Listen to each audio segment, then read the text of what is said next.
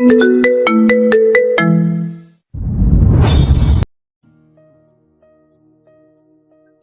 আমি গ্রামের বাড়িতে গিয়েছিলাম। আজকে এইমাত্র আসলাম।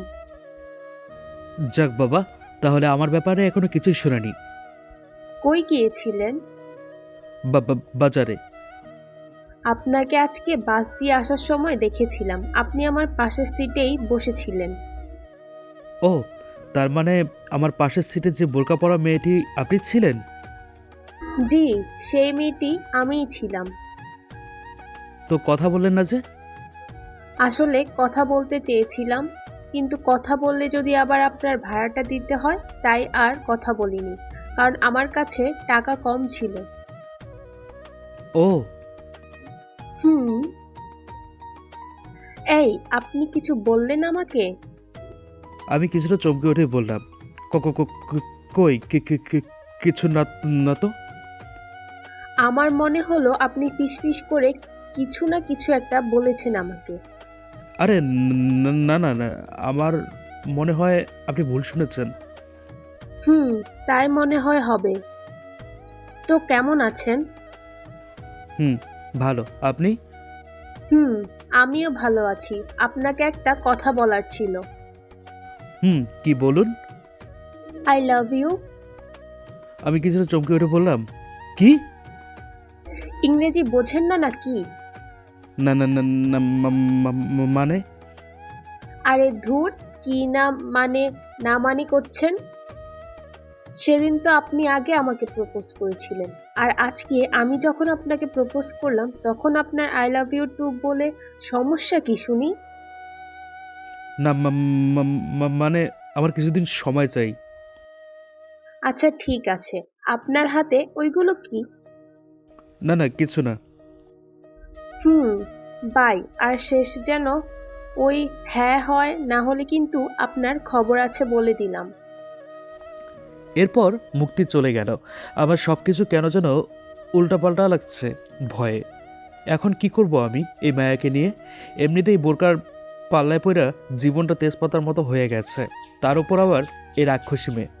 বাড়িতে আসার পর একটু মুচকি হেসে রুমে ঢুকছিলাম। কি খবর দুলাভাই? অনেক খুশি মনে হচ্ছে। হুম হুম। কি কিছু বললেন নাকি? না, কিছু বলিনি, এমনি খুশি। কখন রাত হবে তার জন্য অপেক্ষায় রইলাম। রাতে সবাই মিলে খাওয়ার পর রুমে দেখি রিশা কিসের জন্য বই পড়ছে। আমি কিছু না বলে খেলনার সাপ দুটো সাথে নিয়ে শুয়ে পড়লাম। কি ব্যাপার দুলাভাই, আজকে এত তাড়াতাড়ি শুয়ে পড়লেন যে? কাল রাতে তো তুমি বাসরও করতে দিলে না আমায়, ঘুমও পাড়তে দিলে না। তাই খুব ঘুম পেয়েছে। আমি আবার কি করলাম আপনাকে? না, কিছু না, গুড নাইট, আমি ঘুমাবো। এই বলে ঘুমের ভান করে শুয়ে আছি সুযোগের অপেক্ষায়। একটু পর বিছানা থেকে উঠে রিশা ওয়াশরুমে যায়, আর এই সুযোগে আমি খেলনার সাপ দুটো ওর বিছানায় সুন্দর করে রেখে দিয়ে আবার নিচে শুয়ে ঘুমের ভান করে থাকলাম। একটু পর রিশা এসে যখন বিছানায় উঠতে গেল তখনই চিৎকার দিয়ে আমার বুকে পড়ে খুব শক্ত করে জড়িয়ে ধরল। আমি তো মনে মনে খুব খুশি, আমার প্ল্যান মতো কাজ হয়েছে। এই রিশা, কি করছো? কি করছো? ছাড়ো, আমাকে ছাড়ো। প্লিজ আমাকে ছেড়ে দিবেন প্লিজ। উফ, আজকে আমি খুব ক্লান্ত। আমাকে বাঁচান প্লিজ। কি হয়েছে তোমার? সাপ সাপ। আরে কোথায় সাপ? ওই যে বিছানায় সাপ। তো আমি কি করব? আর ছি ছি রিশা, আমি না তোমার দুলা ভাই, তুমি আমার বুকে কেন? সরো বলছি। না, আমার ভয় করে। তুমি তো আমার সোনা স্বামী। আমার বুকে মাথা লুকিয়ে রিশা বলল, এই তো লাইনে আসছে, দরকার নেই, বিপদে পড়লে স্বামী, আর না পড়লে দুলা ভাই। না না না না, এখন থেকে আপনি আমার স্বামী, আর দুলাভাই বলবো না। প্লিজ সাপগুলো গেছে নাকি দেখেন তো। ওই তো এখনো আছে বিছানায়। প্লিজ তাড়াতাড়ি সাপগুলোকে মেরে ফেলুন, আমার খুব ভয় পাচ্ছে। আচ্ছা, মেরে ফেলতে পারি, তবে কিছু শর্ত আছে। আমি আপনার সমস্ত শর্ত মেনে নিব। আপনি প্লিজ আগে সাপগুলো মেরে ফেলুন, প্লিজ। আগে আমার শর্তটা তো শোনো। ওকে, বলুন তাড়াতাড়ি, আমার খুব ভয় লাগছে। শর্তগুলো হলো, আমাকে একটা কিস করতে হবে, আর আমিও বিছানায় থাকবো তোমার সাথে। বলো তুমি রাজি? ইম্পসিবল। তাহলে আমাকে ছাড়ো, ছাড়ো বলছি। ওকে ওকে, আমি আপনার শর্তে রাজি। আপনি প্লিজ আগে সাপগুলো সরান, প্লিজ। সত্যি প্লিজ, এবার তো সাপগুলো সরান। আমার বুকে মাথা লুকিয়ে বলল, ওকে, তুমি ওটা বাইরে যাও, আমি দেখছি। না, আমি আপনাকে ছাড়তে পারবো না, আমার অনেক ভয় লাগছে তো। আরে না আসলে আমি সাপগুলো মারবো কিভাবে? তুমি চোখ বুজে বাইরে যাও, আমি দেখছি। এরপর রিশা ভয় ভয় করে চোখ বুজে বাইরে গেল, আর আমি উঠে সাপ দুটিকে লুকিয়ে রাখলাম। এই রিশা, এখন ভিতরে আসো। সাপগুলো নেই তো? আরে না, নেই, আসো। রিশা রুমে এসে ভালো করে বিছানাটা দেখার পর, কি দিয়ে মারলেন সাপগুলোকে? কি দিয়ে আবার? হাত দিয়ে। হাত দিয়ে? হুম। কই সাপ? সাপগুলো কই? ওই তো খাটের নিচে। এ হে, এই বলেই জিব্বায় কামড় দিলাম। কি? না না না, মানে সাপগুলো তো জানালা দিয়ে ফেলে দিয়েছি, আর নেই। সত্যি? হুম, সত্যি। অনেক ধন্যবাদ আপনাকে। হুম, এবার তুমি রেডি? রেডি মানে? ও মা, ভুলে গেলে? কি দুলাভাই? এই আবার দুলাভাই মানে? দুলাভাই বলবো না তো কি বলবো শুনি? কেন, তখন যে বললে আমি তোমার সোনার স্বামী, আর দুলাভাই বলবে না? আরে তখন সেটা ভয়ে বলেছি।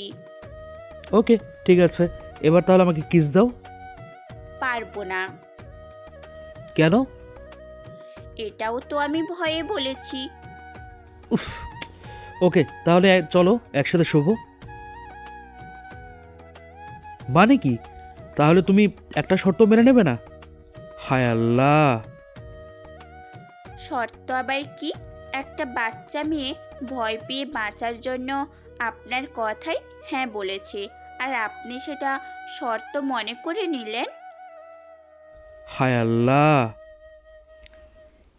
এত বড় একটা পিস, এখনো নাকি পিচ্চি বাচ্চা? হ্যাঁ, এই দেখুন, আমার সাথে এমন করে কথা বললে কিন্তু আমি কান্না করবো দুলাভাই।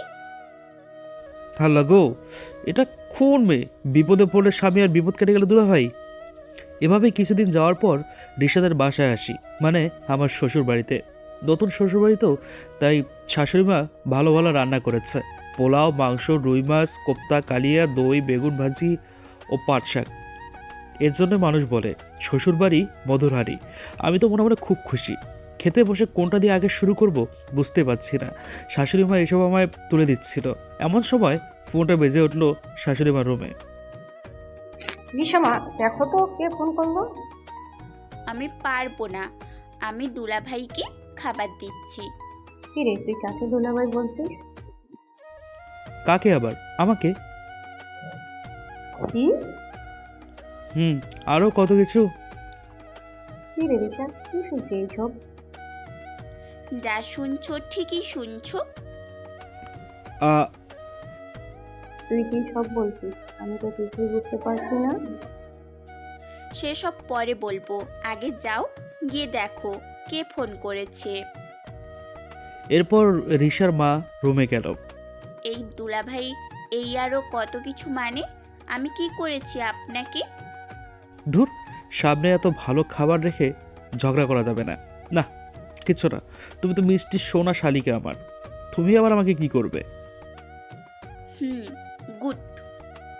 হুম, এবার দাও, খাবার দাও। এরপর রিশা আমাকে খাবার দিচ্ছিল। প্রথমে পোলাও তুলে দিল, আর মাংস আর রুই মাছ দিল। এরপর প্লেটে এক গাদা পাট শাক তুলে দিল। এই পাট শাক আমার একদম পছন্দ না, কি করব বুঝতে পারছি না। আগে এই পাট শাকটা শেষ করি, তারপর মাংস দিয়ে শুরু করব। এরপর তাড়াতাড়ি পাট শাক শেষ করলাম। রিশা এটা দেখে বলল, আরে দুলাভাই, আপনার বুঝি পাট শাকটা খুব ভালো লেগেছে, আর একটু দেই? রিশা বলতে বলতে আরেক গাদা পাট শাক আমার প্লেটে তুলে দিল। কি করব বুঝতে পারছি না। যাক, অল্প একটুই তো, এটাও আগে শেষ করি, তারপর মাংস দিয়ে শুরু করব। খুব তাড়াতাড়ি এটাও শেষ করলাম। যাক, এবার মাংস দিয়ে শুরু করি। এই বলে মাংস হাতে নিতে যাচ্ছিলাম, ঠিক তখনই আরে দুলাভাই, আপনি দেখছি ছাগলের মতো পাট শাক খাচ্ছেন। পাট শাকটা আপনার এত প্রিয়, দাঁড়ান আরও একটু দেই। এই বলে রিশা আমার প্লেটে আরও এক গাদা পাট শাক দিল। মেজাজটা গরম হয়ে গেল, মনটা চাইছে থাপড়ায় দাঁতগুলো ফালায় এই মেয়ের। কিন্তু নতুন শ্বশুরবাড়ি, তাই কিচ্ছু না বলে বাড়িতে আরও পাট শাক ছিল, সেটা ঠেলে দিলাম আমার প্লেটে। রিশা শুধু হা করে তাকিয়ে আছে আমার দিকে। আমি খুব তাড়াতাড়ি পাট শাকটা আবার শেষ করে মাংসটা হাতে নিয়ে মুখে দিতে যাব, ঠিক তখনই আরে দুলাভাই, আরও শেষ করলেন আপনি? তো দেখি ছাগল না গরুর মতো পাট শাক খান। দাঁড়ান, আমি আরও পাট শাক নিয়ে আসছি আপনার জন্য। বুঝেছি, আমার আর মাংস খাওয়া হবে না। খাওয়া ছেড়ে উঠে দাঁড়িয়ে প্রচণ্ড রেগে হলাম, যদি তোকে কষ্ট করে আমার জন্য পাট শাক আনতে হবে না, তার চেয়ে পাট ক্ষেতটা দেখায় দে, আমি গিয়ে খাইয়ে আসি। শ্বশুরবাড়িতে কিছুদিন থাকার পর বাসায় চলে আসি। এখনও পর্যন্ত রিশাকে আমি ছুঁয়েও দেখিনি। তাকে একসাথে ঘুমাই, মাঝখানে এক হাত ফাঁকা রেখে। এভাবে আরও কিছুদিন চলে গেল। সকালবেলা ঘুমিয়েছিলাম, খুব সুন্দর একটা স্বপ্ন দেখছিলাম। এমন সময় এই দুলাভাই ওঠেন, আপনার জন্য নাস্তা তৈরি করেছি, খেতে আসুন তাড়াতাড়ি। প্রতিদিন রিশার এই ধরনের কথাগুলো শুনে আমার ঘুম ভাঙে। বিয়ের 2 মাস হয়ে গেছে, কিন্তু রিশা এখনও আমাকে দুলাভাই বলে ডাকে। কি করব বলুন? হ্যাঁ, এতবার বোঝানোর চেষ্টা করেছি, কিন্তু কিছুতেই রিশা কিছুই বোঝে না, আমাকে দুলাভাই বলে ডাকে। আমিও এখনও বেশি ওকে জোর করি না, কারণ আমি জোর করে কিছু পেতে ভালো লাগে না। সকালবেলা রিশার কথা শুনে মেজাজটা খিটখিটে হয়ে গেল। এত সুন্দর একটা স্বপ্ন দেখছিলাম আর সেটা ভেঙে দিল।